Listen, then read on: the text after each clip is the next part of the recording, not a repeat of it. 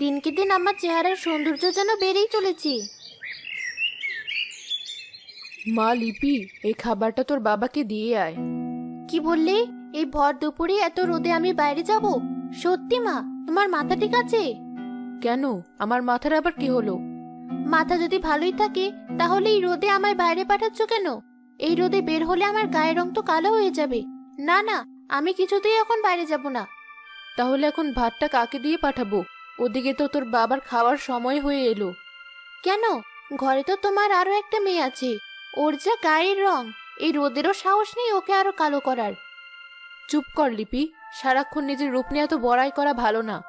বড়াই করব না? আমার যা রূপ, এই গ্রামে আছে নাকি এমন কেউ? থাকলে দেখাও। আমার তো মনে হয় শুধু এই গ্রামে না, এই পুরো পৃথিবীতেই আমার চেয়ে সুন্দরী কেউ নেই। হয়েছে, তোকে আর কিছু বলতে হবে না। মা ঋতু, কোথায় তুই? আমায় ডাকছো মা? এই তো তুই।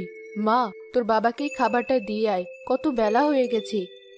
দাও মা, আমি এক্ষুনি বাবাকে খাবারটা দিয়ে আসছি। সত্যি, তোর মতো এমন লক্ষ্মী মেয়ে পাওয়া ভাগ্যের ব্যাপার। কিন্তু কিন্তু কি মা? ও বুঝেছি, আমি কালো তাই তো? না মা, আমি তো আমি বুঝেছি মা, কি করব বলো? সৃষ্টিকর্তা আমাকে যেমন বানিয়েছে আমি তো তেমনই হয়েছি। কষ্ট পাস না মা, গায়ের রং কালো হলে কি হবে? তোর মতো সাদা মনের মানুষের গ্রামে আর একটিও নেই। হয়েছি, এবার ভাতের বাটিতে দাও দেখি, নইলে তো আবার দেরি হয়ে যাবে।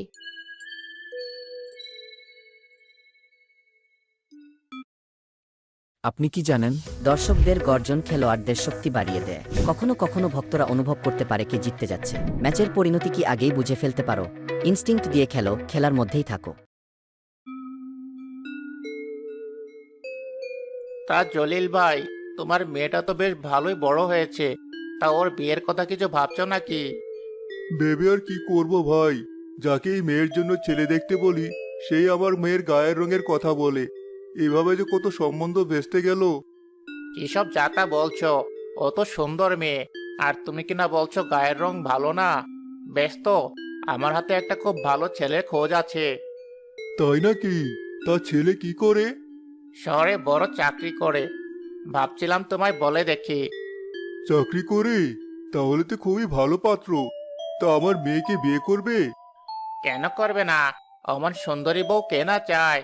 টাকা পয়সা নিয়ে ভেবো না, ছেলে আমার নিজের ভাগ্নে। ওই তো আমার মেয়ে। কিরে মা, এই রোদ্রুরে তুই আবার এখানে আসলি কেন?